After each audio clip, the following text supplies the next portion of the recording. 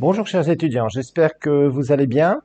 Voilà, donc nous allons continuer, c'est votre deuxième cours sur les dispensations. Alors je vous rappelle que c'est un cours qui est très consistant. Certains, vous avez très peu de notions concernant les dispensations, c'est-à-dire la fin des temps, voilà. Donc normalement on va faire 16 heures de cours. Je vous rappelle qu'on va avoir des généralités, définitions sur les 7 dispensations. C'est ce que nous sommes en train de faire dans cette première leçon. Ensuite, nous verrons la dispensation de la grâce, donc ce qu'on appellera la dispensation de l'Église. Après, la différence entre les deux retours de Christ, son premier retour, l'enlèvement de l'Église, et le deuxième retour. Bien évidemment, à la fin de la tribulation, il y aura 7 ans entre les deux retours de Christ. On verra le tribunal de Christ, le tribunal de récompense, dans lequel nous recevrons nos récompenses, nous qui sommes nés de nouveau. Ensuite, on verra les fameuses 70 semaines de Daniel, donc les semaines d'année, on verra ces fameux 490 ans, pourquoi, etc. Le prophète Daniel a reçu de puissantes révélations. On verra d'ailleurs que le livre de Daniel, on l'appelle l'Apocalypse de l'Ancien Testament.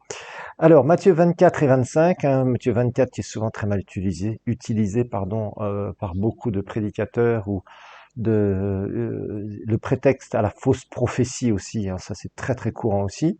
On verra que ça ne nous concerne pas, mais bon, on en parlera un peu plus tard. Matthieu 25, la fin du monde, on verra la tribulation et le deuxième retour de Christ. Le millénium, donc ce règne de 1000 ans de Jésus. Jésus qui vient régner 1000 ans à Jérusalem, avec nous ses saints bien évidemment. Donc on expliquera tout ça aussi, nos positions, etc. Alors ensuite, dernier chapitre que nous verrons, ça sera des nouveaux cieux et une nouvelle terre. Donc tout un programme. Alors je vous rappelle que la dernière fois nous avions vu que on parle de dispensation. On va terminer de donner la définition au début de ce cours, bien évidemment. Donc vous devez vraiment absorber cette connaissance, c'est quelque chose qui est très important. Alors je vous ai montré que c'est très important parce que on doit être averti. On est averti par la parole de Dieu.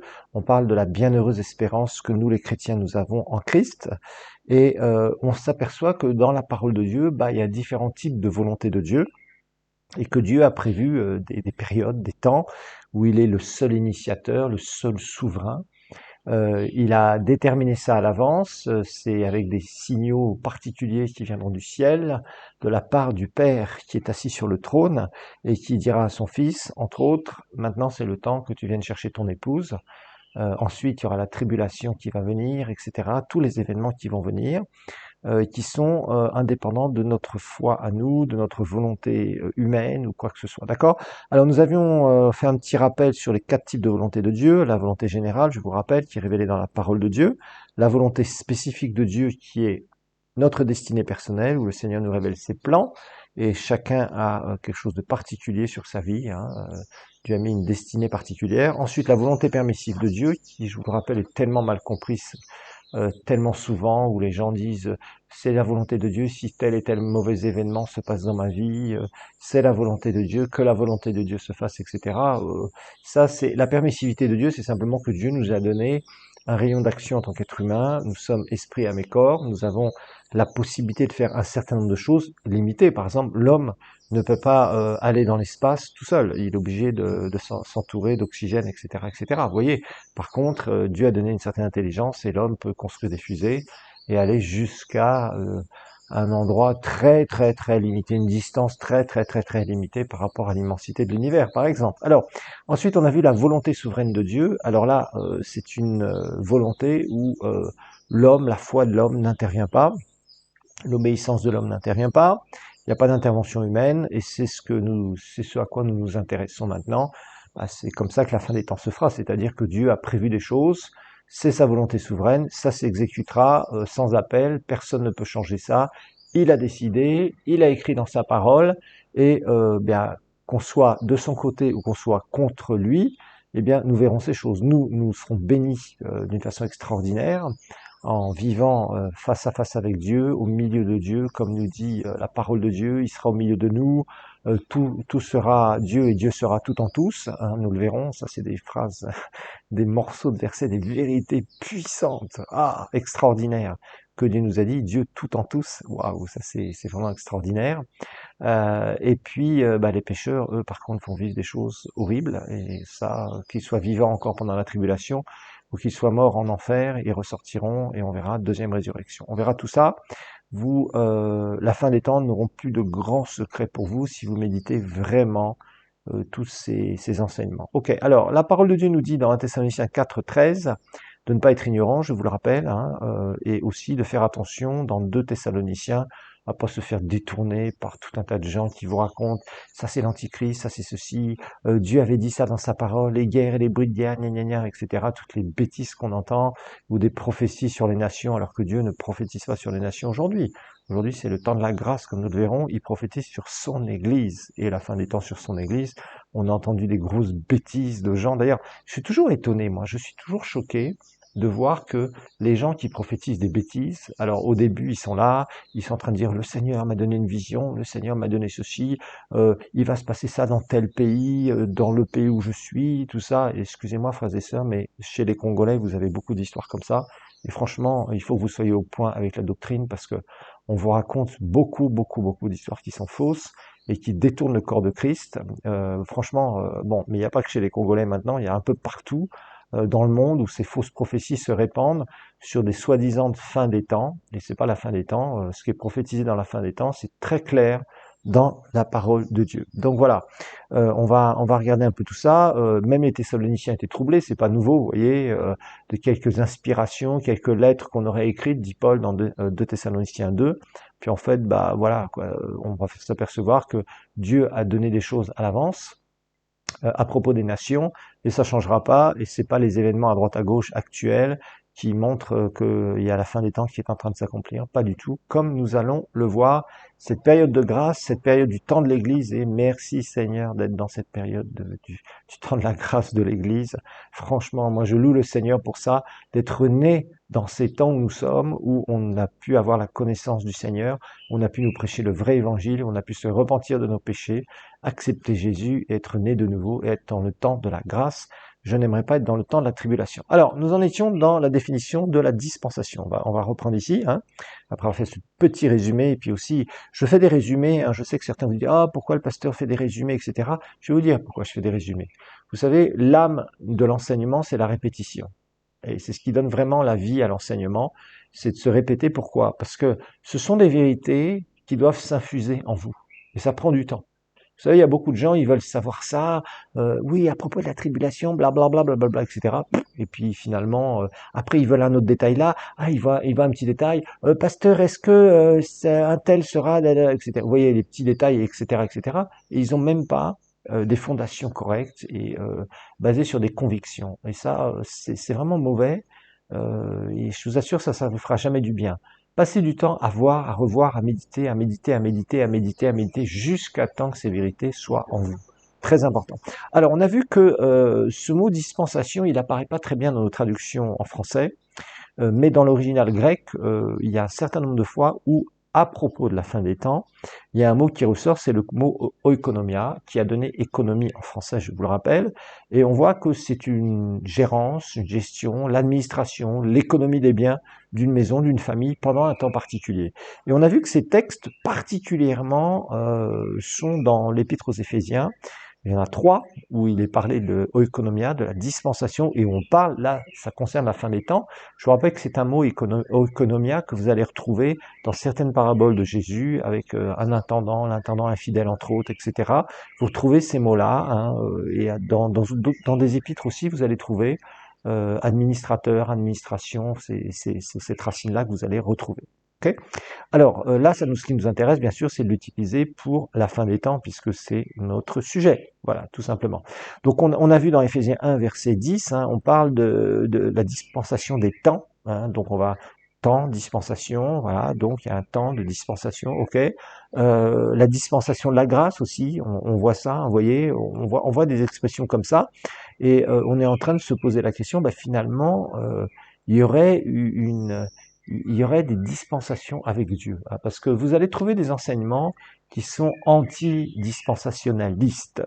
Je répète, anti-dispensationalistes, c'est compliqué. Alors, ça veut dire quoi? Ça veut dire qu'il y a des gens qui disent non, non, non, non, ça n'existe pas, ces histoires de dispensation, etc., etc. Moi, je suis quelqu'un qui croit dans les dispensations, parce que je le vois clairement dans la parole de Dieu, c'est établi, c'est des mots qui sont là.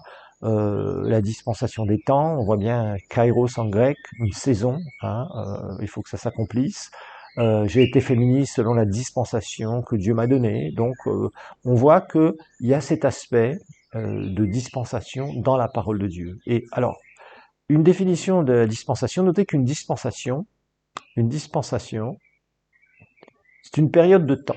Donc une dispensation, notez ça, c'est important. Vous savez, c'est pas, il faut pas seulement regarder le syllabus et dire voilà, non, non, c'est pas ça l'objectif. Prenez des notes, hein, je vous l'ai dit, je vous le redis. Prenez des notes en même temps, selon vos. Quand on écrit, des fois on rajoute des choses qu'on n'aura pas dans le syllabus. Le syllabus c'est un résumé, c'est vraiment des idées du cours. Bien sûr, des fois c'est un peu développé, mais vous devez apprendre et continuer à prendre des notes. Donc une dispensation, c'est une période de temps, une saison arrêtée par Dieu. Donc une période de temps, une saison entre parenthèses, arrêtée par Dieu, où Dieu fait alliance. Dieu fait alliance avec un ou des êtres humains, un groupe d'êtres humains, une nation, ça peut être comme Israël. La loi, c'était une dispensation. Donc où Dieu fait une alliance avec un par exemple, Noé, il y a une alliance. Il y a eu aussi l'alliance avec Adam et Ève, bien sûr, avant, on verra, dans l'innocence, après quand ils vont être déchus, puis on verra avec Abraham, il y a une alliance aussi, vous voyez, donc une personne par exemple, on étudiera ça, ne vous inquiétez pas, ou alors avec un groupe de personnes. Un groupe de personnes, c'est Israël terrestre, et nous sommes Israël terrestre. Donc prévoyant la manière dont l'homme va pouvoir s'approcher de lui. Ça, c'est toujours l'objectif des dispensations. Prévoyant la manière dont l'homme va pouvoir s'approcher de lui. Donc ça, c'est toujours relaté entre une relation entre Dieu et l'homme. C'est comme ça. Voilà, par rapport à des fois un territoire, hein, Israël c'était le cas, nous n'avons pas de territoire, nous avons un territoire spirituel, nous avons un héritage spirituel, notre Canaan spirituel, c'est tout ce que Jésus nous a acquis à la croix, vous voyez. Mais Israël, par exemple, a eu un territoire, donc la Palestine, le territoire de Canaan. Et puis, on voit que Dieu fait des alliances dans sa parole avec des hommes. Abraham, voilà, Abraham lui a dit, voilà, tout ce territoire-là de Canaan, ça sera pour ta descendance, voilà. Mais tu auras aussi une descendance comme la poussière de la terre, hein, Israël terrestre, et une descendance céleste aussi, c'est nous, c'est l'Église, voilà. Donc c'est pas compliqué, hein, c'est pas, je vous dis tout ça, c'est pas très complexe, mais il faut avoir un bon éclairage et avoir des cours qui vraiment nous permettent de comprendre. Ok. Alors Dieu va administrer. Donc notez que Dieu administre au travers des anges et des hommes ce qu'il a arrêté par sa souveraineté.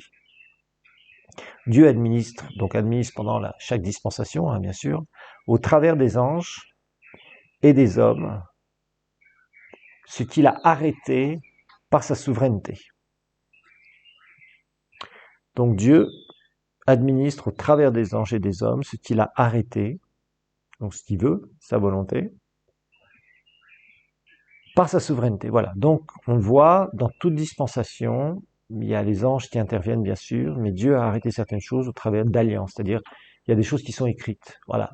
Il veut une alliance, il définit une alliance avec les hommes. Voilà comment ça marche. C'est pas compliqué, mais il faut le savoir. C'est pour ça que c'est très important. Nous sommes par exemple dans la dispensation de la grâce. Aujourd'hui, Dieu ne parle plus aux nations. On va le voir.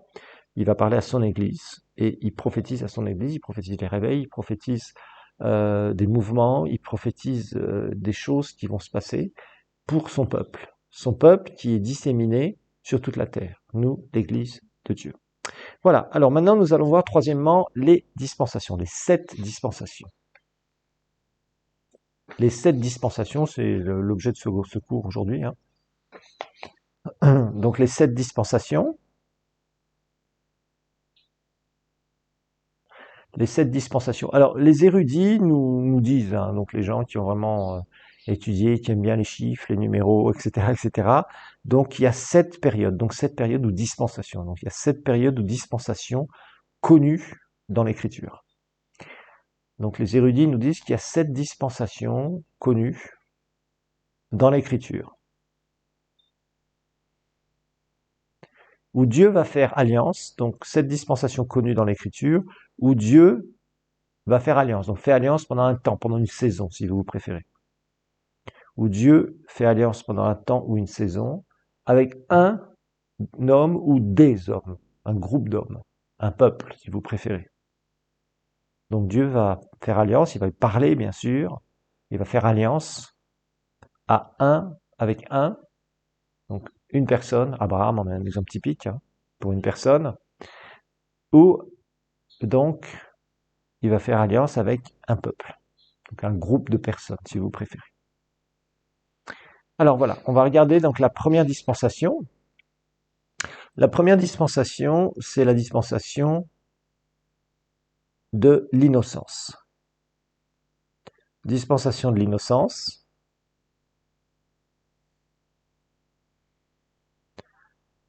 L'innocence. Alors ça commence donc avec l'alliance avec Adam et Ève dans le jardin d'Éden. Donc ils sont créés et Dieu leur dit certaines choses qui vont régner, diriger sur ses œuvres. Hein. Ils vont soumettre toutes les œuvres de Dieu. Donc Dieu leur donne tout, leur donne toute la gestion de sa propriété, la terre. Voilà. Donc on trouve ça dans Genèse 1, 28 à 30. Donc ils doivent garder, cultiver le jardin, etc. Ils ont toute la gestion. Genèse 1, 28 à 30 et Genèse 2, 15 à 17. Donc ça commence quand ils sont créés. Donc Adam et Ève, dans le jardin d'Éden, c'est l'innocence. Genèse 1, 28 à 30 et 2, 15 à 17. Et ça finit par la chute. À partir du moment où ils chutent, donc Genèse 3, c'est la chute. Là, ça se termine, vous voyez? Et là, on voit que Dieu fait une alliance avec Adam et Ève. Ils sont rois et reines sur toute la création. Hein, psaume 8, je vous rappelle, il met tout sous ses pieds, les pieds de l'homme. Et les descendants d'Adam et Ève devaient venir, je vous rappelle, quand on a étudié le royaume de Dieu, que dans ce royaume, en fait, l'idée c'était d'étendre le ciel sur la terre, d'étendre le royaume de Dieu sur la terre, où Dieu pourrait régner au travers d'un être, esprit, âme et corps. Et on voit que Dieu initie l'alliance, la dispensation, il y a un temps, et c'est l'homme qui met un terme. Comment est-ce que Adam et Ève mettent un terme à la dispensation de l'innocence? Par leur péché. Voilà. Donc Dieu les avait placés en pleine harmonie, en relation avec lui, totale. Et je vous rappelle, il voyait dans le monde spirituel, il voyait dans le monde naturel, il voyait tout. Voilà. Alors, combien de temps ça a duré? C'est pas facile à dire. Et la seule chose qu'on sait, c'est que Adam et Ève ont enfanté, donc ils ont eu leur premier enfant à l'âge de 130 ans. C'est ce que Genèse 5, 3 nous dit, hein, que Adam et Ève ont eu leur premier enfant à l'âge de 130 ans. Donc combien de temps ils sont restés dans le jardin d'Éden, ça reste un mystère. Est-ce que c'est quelques jours, est-ce que c'est quelques semaines, quelques mois, quelques années? La Bible ne nous révèle pas ça. La seule chose qu'on sait, c'est qu'à 130 ans, quand Adam avait 130 ans, eh bien, donc après qu'il soit créé, il a déjà enfanté son premier fils. Voilà. Bon, donc le reste, on ne sait pas. Deuxième dispensation, la conscience. La conscience. La conscience, ça commence avec Adam et Ève déchus. Donc ça commence par l'alliance avec Adam et Ève déchus, ça veut dire ils ont péché. Et Dieu va prononcer la malédiction. Il ne les maudit pas, c'est la malédiction conséquence du péché. Rappelez-vous que la Bible, dans l'Épître aux Romains, nous dit que le péché est entré dans le monde au travers d'un homme. C'est qui? Adam. Au travers d'Adam, le péché est entré dans le monde.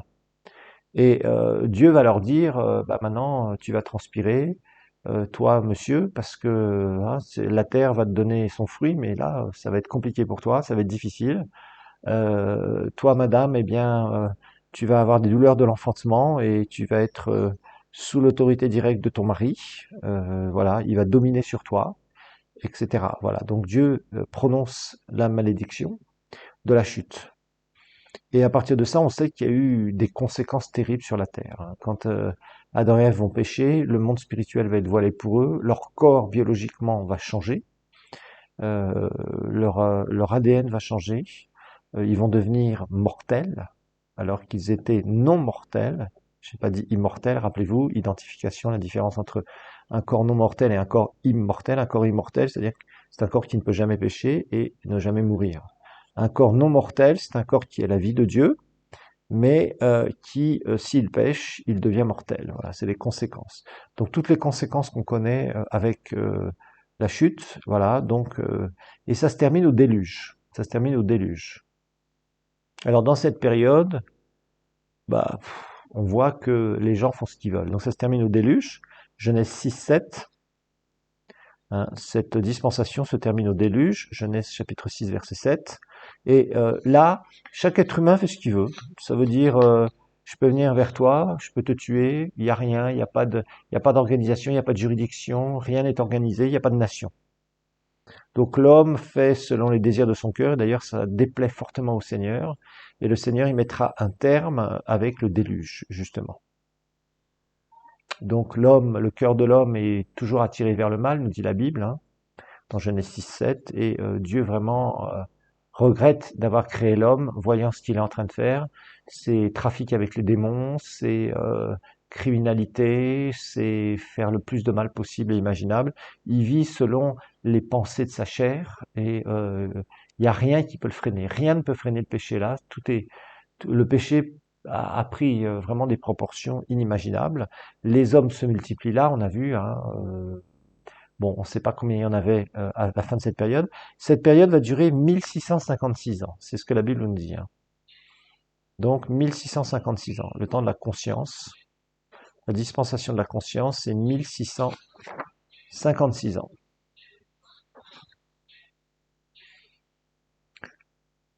Alors ensuite, la troisième dispensation qu'on va trouver, troisième dispensation,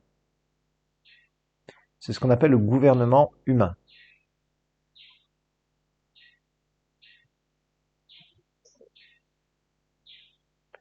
Le gouvernement humain. Alors rappelez-vous, Dieu va détruire les hommes sur la terre. Voilà, il détruit les hommes sur la terre au travers du déluge. Voilà, il envoie la pluie et tout le monde est noyé, sauf Noé qui trouve grâce aux yeux du Seigneur, je vous le rappelle. Hein, numéro 3, donc troisième dispensation, c'est le gouvernement humain. Ça commence par l'alliance avec Noé, après le déluge. Vous trouvez ça dans Genèse 8. Genèse 8, verset 15 à Genèse 9, verset 19. Genèse 8, 15 à Genèse 9, 19. Et ça se termine à Babel. Ça se termine à Babel.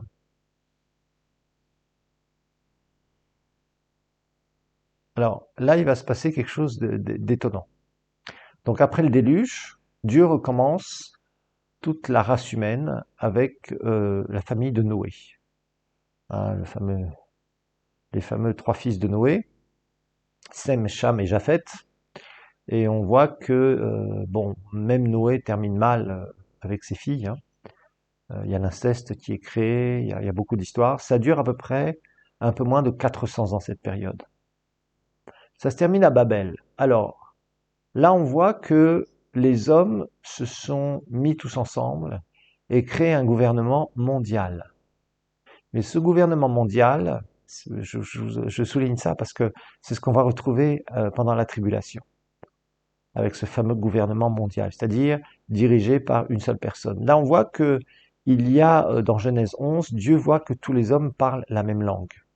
Et qu'est-ce qu'il fait? Il s'aperçoit que les gens qui sont à la tête de ce peuple, qui est unique, qui parle la même langue, descendant donc de Noé, ils se liguent contre Dieu et contre la connaissance de Dieu. Donc un seul peuple, une seule langue, donc c'est un danger pour la connaissance de Dieu sur la terre.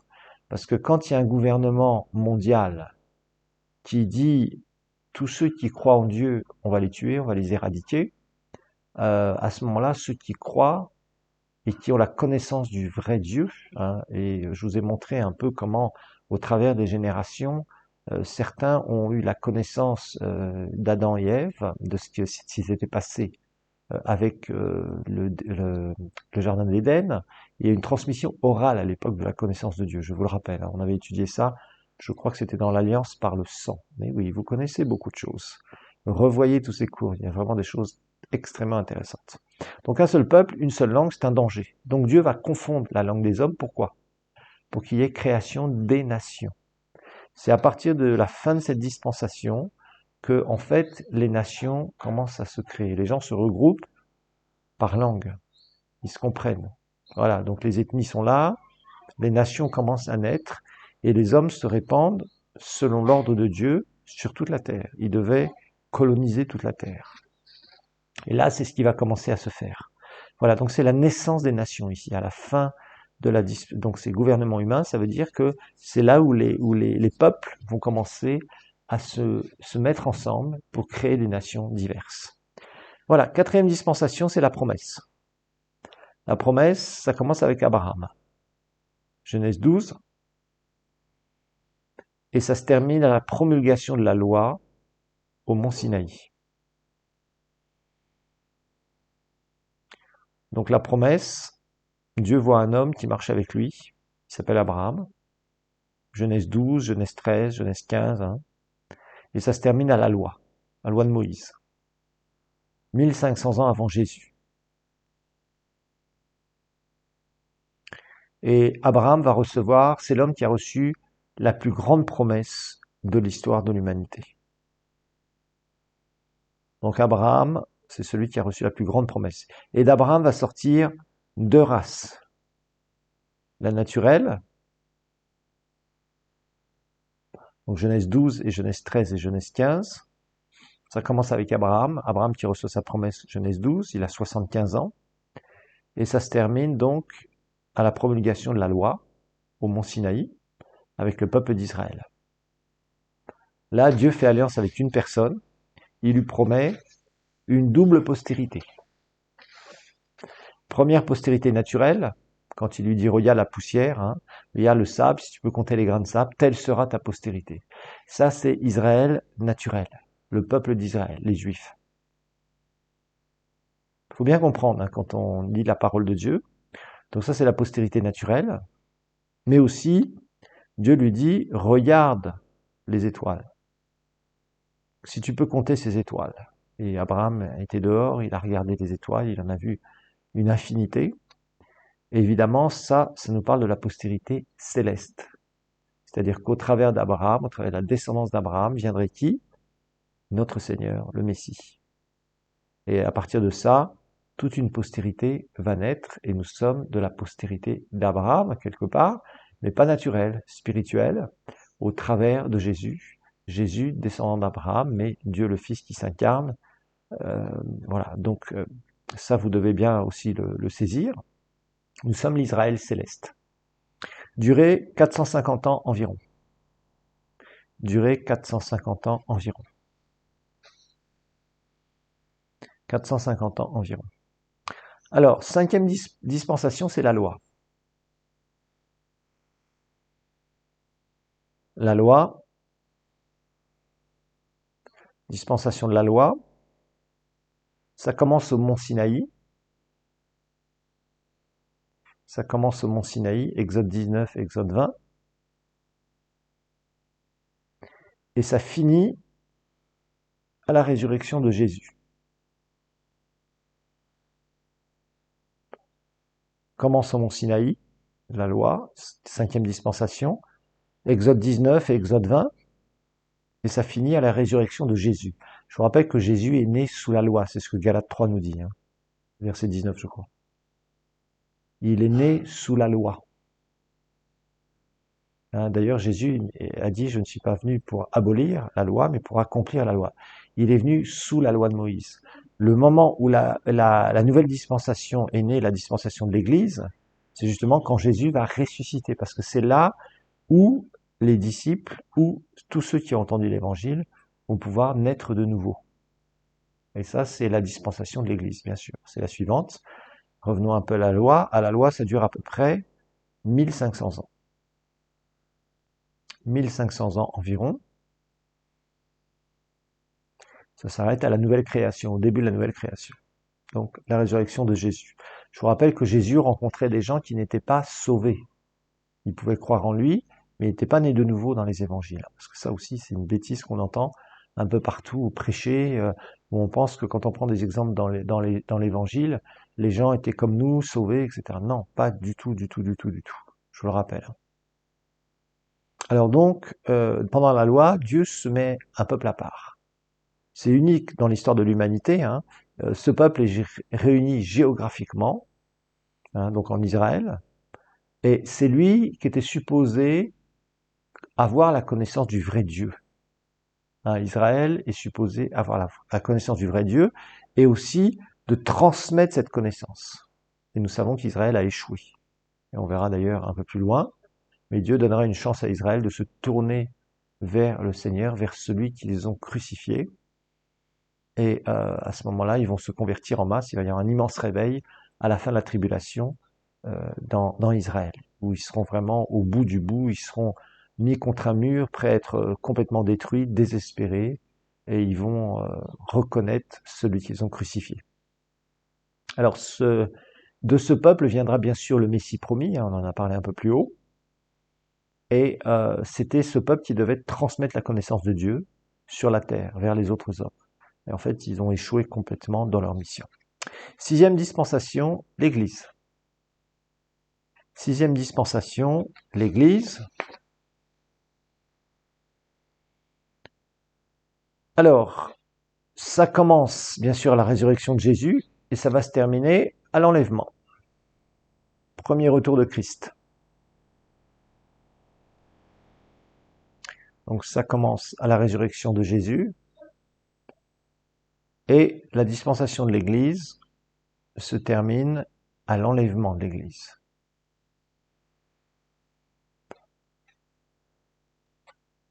Commence à la résurrection de Jésus et se termine donc à l'enlèvement de l'Église, c'est-à-dire au premier retour de Christ, hein. Première phase de la première résurrection, comme nous le verrons. Et je vous rappelle que je parle de phase de la première résurrection, sinon vous verrez que le schéma biblique ne rentre pas du tout, ne s'explique pas sinon, si on n'a pas des phases de la première résurrection. Alors ça s'appelle la dispensation de la grâce.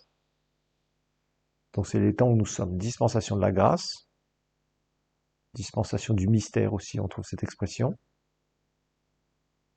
Et là, c'est un temps indéterminé. Ah, ça c'est ce qui... C'est pas évident, mais c'est un temps indéterminé, voilà.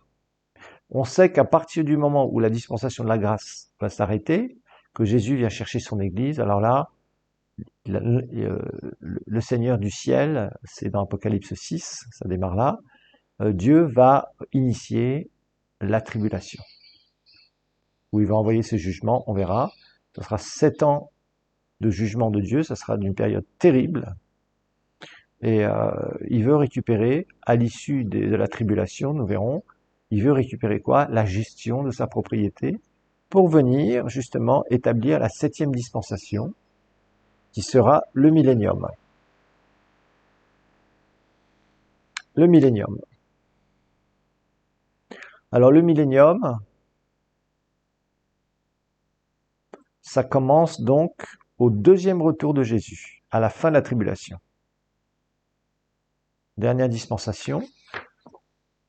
Millénium, ça commence au deuxième retour de Jésus, donc retour sur la terre, à la fin de la tribulation. C'est là où Christ va régner 1000 ans à Jérusalem.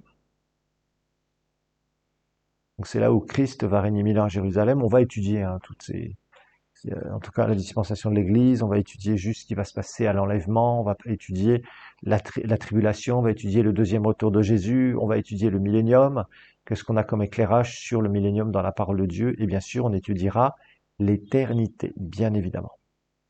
Donc Israël deviendra la première nation du monde. En fait, Jésus va régner à Jérusalem, Israël va devenir la première nation. Parce que nous serons ses sujets, nous régnerons avec lui, nous obéirons à tous ses ordres, et nous mettrons en place tous les systèmes divins sur la terre. En fait, l'idée du millénium, de la dispensation du millénium, c'est d'avoir une personne, un roi, excellent, parfait, qui règne sur toute la terre, sur sa propriété, puisqu'il se l'est fait voler, il s'est fait voler la gestion. Donc il viendra récupérer par force, oui, il faut le dire, par force, la gestion de sa propriété. Voilà, il détruira tous les systèmes de ce monde, on verra tout ça, juste pour entrer dans son règne, et nous régnerons avec lui. Israël aura ces belles promesses accomplies concernant donc justement le fait de la prospérité que Dieu voulait donner à Israël depuis des siècles et des siècles, mais comme ils avaient des rois et des dirigeants qui ne marchaient pas avec lui en tout cas, et qui n'étaient pas parfaits. Voilà, donc on voit que Satan va être lié pendant cette dispensation. Ensuite, Satan va être relâché pour peu à la fin de peu de temps, et c'est là où Dieu va mettre hors d'état de nuire donc tous ses ennemis. Alors, je vous ai fait donc un petit schéma pour, comment dire, résumer un peu tout ça. Donc, vous pouvez regarder ce schéma dans le syllabus. Et je vous rappelle que donc il y a environ 2000 ans. Hein, c'est intéressant parce qu'on peut essayer de couper, de faire des tranches entre guillemets de temps. Hein, si on regarde bien entre l'innocence, donc Adam et Ève dans le jardin, après la chute d'Adam et Ève, du déluge, puis jusque au, comment dire, jusqu'à Babel, on a environ, je dis bien environ, hein, c'est toujours environ, je dis ça parce que on a besoin de chiffres ou de nombres qui nous permettent de mieux comprendre ça. Parfois, il y a des gens qui disent, oui, pourquoi vous dites qu'il y a 6000 ans, hein, pourquoi vous dites que ça fait 2000 ans que Jésus est ressuscité, est-ce que c'est exactement 2000 ans, etc., etc., etc. Ben, en fait, on n'a pas de chiffres trop précis, mais ça nous donne des idées. C'est pour qu'on ait un peu une idée en gros. Enfin, en gros, on est des êtres humains, on a besoin d'avoir des figures, on a besoin d'avoir des chiffres ou des nombres qui nous permettent quand même d'avoir une idée, vous voyez, du temps. Parce que nous sommes des êtres humains, on a l'espace-temps dans lequel nous évoluons, et c'est important pour nous d'avoir cette notion du temps. En tout cas, quand on dit, bah oui, Jésus est mort il y a environ 2000 ans, bah, ça me donne une idée. Si je disais, bah Jésus est mort il y a longtemps, Jésus est mort il y a longtemps, bah, ça me dit pas grand-chose. Si je dis Jésus est mort il y a 2000 ans environ, ah, ça me parle déjà beaucoup plus. D'accord? Vous voyez, donc c'est pour ça je donne souvent des sortes de périodes, ce qui permet quand même ça nous permet quand même que ça rentre plus facilement. Voilà, tout simplement. Alors, à partir du moment où il y a, vous voyez, quand on regarde, c'est incroyable, hein, entre Genèse chapitre 1, à partir des versets 20 et quelques, 25, 26, là, où Dieu crée l'homme, jusqu'à Genèse chapitre 11, on a 2000 ans d'histoire de l'humanité. Hein. Et ça nous, quand même, ça nous dit quelque chose. Hein. En quelques chapitres, en 10 chapitres, on a 2000 ans.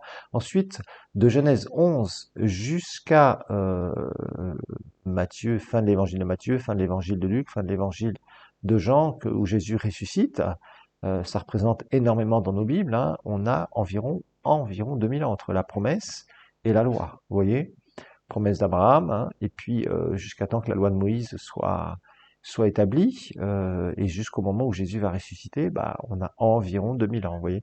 Donc l'Ancien Testament, à partir du moment où l'homme est créé jusqu'au moment où Jésus ressuscite, on a environ 4000 ans, voilà. Ensuite, on a la dispensation de l'Église qui, pour l'instant, nous est inconnue. Enfin, on sait que c'est environ 2000 ans, mais on ne sait pas jusqu'à quand ça va durer. Ça, c'est vraiment, on va voir, ça va être vraiment le déclencheur. Hein. Le retour du Seigneur, l'enlèvement de l'Église, le premier retour de Jésus, ça va être le déclencheur de tout le reste. Alors c'est intéressant parce que tout le reste est parfaitement programmé. On sait que la tribulation va durer 7 ans, on sait que le millénium va durer 1000 ans, et après, c'est l'éternité. Voilà. Donc la fin du monde, la fin des systèmes actuels, la fin de la Terre telle que nous la connaissons, dans la condition dans laquelle nous la connaissons, bah ça sera à la fin du millénium. Ou alors là, le Seigneur va recréer la surface de la Terre, oui, nouveau ciel, nouvelle terre, on va voir un peu ce que la parole de Dieu dit, vous serez étonnés, parce qu'il y a souvent des gens qui, moi je l'ai cru aussi, je pensais que la terre et les cieux seraient complètement, tout serait détruit, que Dieu ferait tout exploser, anéantirait tout, et après recréerait tout. Bah, c'est faux. On verra que dans le grec, c'est un renouvellement de la surface de la terre et un renouvellement du ciel. Voilà, tout simplement. Vous voyez, donc on va découvrir beaucoup de choses dans ce cours. Alors, on sait que donc là où la période qui nous est inconnue pour l'instant, on sait que pour l'instant il y a 2000 ans environ d'histoire de l'Église, mais le reste, on ne sait pas jusqu'à quand ça va durer, si Jésus va bientôt revenir ou pas.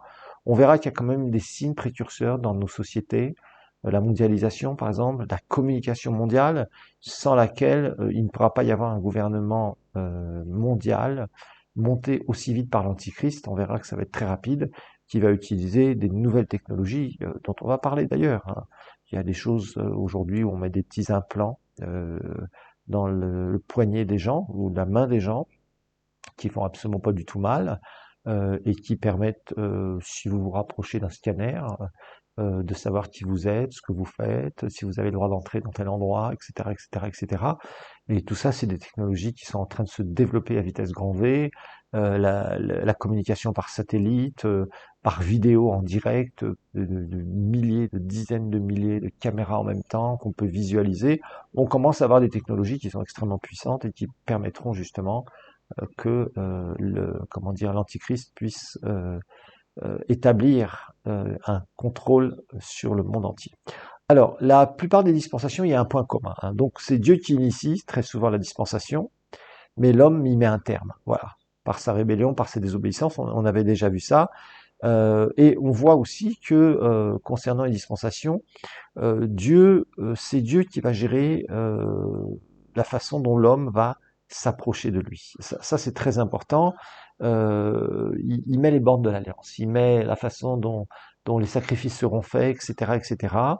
Donc on voit qu'il y a vraiment un désir de la part du Seigneur, hein, de dire voilà, ça c'est une dispensation, je fais alliance avec vous, je fais ceci, je fais cela, et petit à petit on s'aperçoit que c'est Dieu enfin c'est Dieu qui met tout en place, c'est Dieu qui détermine les alliances, etc. Et on voit, hein, je vous le répète, qu'à la fin de cette dispensation, bah, Dieu va mettre un point final à cet âge, hein. Euh, En grec, c'est aion, les systèmes de ce monde, cet âge, c'est-à-dire la façon dont les nations sont ordonnées, la façon dont il y a la gestion, la propriété de Dieu, que ce soit dans l'économie, que ce soit... Parce que même dans le millénium, il y aura une restauration, il y aura une justice qui va s'établir, il y aura une longévité, comme on va le voir, de ceux qui vont naître pendant le millénium. On expliquera tout ça, ne vous inquiétez pas, je sais que vous avez beaucoup de questions, mais je pense que la très très grande majorité de vos questions seront répondues à ce moment-là. Voilà. Alors, il va mettre hors d'état de nuire à la fin de cette dispensation. Ses ennemis seront mis hors d'état de nuire, ils seront mis sous ses pieds. Et en fait, ce qu'il faut comprendre, hein, rappelez-vous, on a fait un cours sur le royaume de Dieu et je vous ai dit, la Bible, c'est l'histoire du royaume de Dieu. Vous voyez, on revient à ça. Et en fait, on s'aperçoit que le Seigneur va vouloir faire une chose. C'est qu'il veut, il a créé l'homme, il n'a pas abandonné l'homme. Merci Seigneur parce que tu ne nous as pas abandonnés malgré nos défaillances, nos péchés, notre rébellion, tout ce qu'on veut, mais il nous donne une chance. La chance, c'est la grâce de pouvoir être avec lui et dans l'éternité, ce que Dieu a voulu faire avec Adam et Ève, il le fera avec nous. Adam et Ève ont largement échoué, ils ont commis la haute trahison, ils se sont retournés contre Dieu, ils ont tout gâché, ils ont gâché le plan de Dieu, mais Dieu n'a pas abandonné son plan. C'est ça qui est super, c'est ça qu'il faut comprendre dans les dispensations. Dieu veut une harmonie avec sa création et avec nous, l'homme. L'homme créé à son image, esprit, âme et corps, le seul être qui est à la fois spirituel et à la fois qui peut toucher le monde physique. Je vous rappelle que les anges n'ont pas de corps et il veut une relation parfaite avec l'être humain, avec nous. Et c'est exactement ce qu'on voit à la fin de l'Apocalypse, hein, tout à la fin de l'Apocalypse, particulièrement 21, vers 20 et 21, on voit la finalité du plan divin, c'est-à-dire que le Seigneur veut son plan, il persévère dans son plan. Son plan, c'est j'ai créé l'homme à mon image, c'est une créature que j'aime, j'ai tout mis dans l'homme, et je veux que l'homme soit en parfaite harmonie avec moi, me serve parfaitement, soit sans péché, soit immortel, et qu'on vive où je suis tout en tous. Voilà, Dieu est tout en tous, c'est ce qu'on verra, c'est la révélation que Paul a reçue, et c'est super. Mais il est clair que d'abord, il y a des étapes, c'est justement les étapes qu'on va étudier au fur et à mesure. D'abord, comment le Seigneur va récupérer la gestion de sa propriété. D'abord, il nous donne la grâce. Tous ceux qui veulent entrer, ils entrent dans les portes de la grâce. Il y aura la tribulation. Des gens vont se convertir pendant la tribulation, mais ce sera souvent au prix de leur propre vie. Ils devront choisir entre la vie et la mort. Ils vont être persécutés comme jamais. Beaucoup vont mourir, mais il y en a qui vont quand même échapper, qui rentreront dans le millénium avec leur corps, qui auront des enfants. Ce sera des générations du millénium. Et nous serons avec notre corps qui sera ressuscité et glorifié. On verra la différence aussi à propos de nos récompenses. On régnera avec Jésus. Mais à la fin de tout ça, Dieu veut tout nettoyer. Et c'est ce qu'il va faire pendant l'éternité, à la fin du millénium. Il va faire tout brûler, il va tout détruire. Il n'y aura plus de traces de péché sur la terre. Il va renouveler complètement la surface de la terre. Et là, on va vivre avec lui face à face. La Jérusalem céleste va se matérialiser, va descendre sur la terre. Et il y aura le trône de Dieu et nous irons contempler notre roi, notre Seigneur. C'est ce à quoi Dieu nous appelle. On étudiera ça avec plus de détails. En tout cas, voilà pour ce deuxième cours où je voulais surtout mettre l'accent sur les 7 dispensations sans commencer à entrer dans le nouveau chapitre que nous allons voir juste après. Soyez bénis.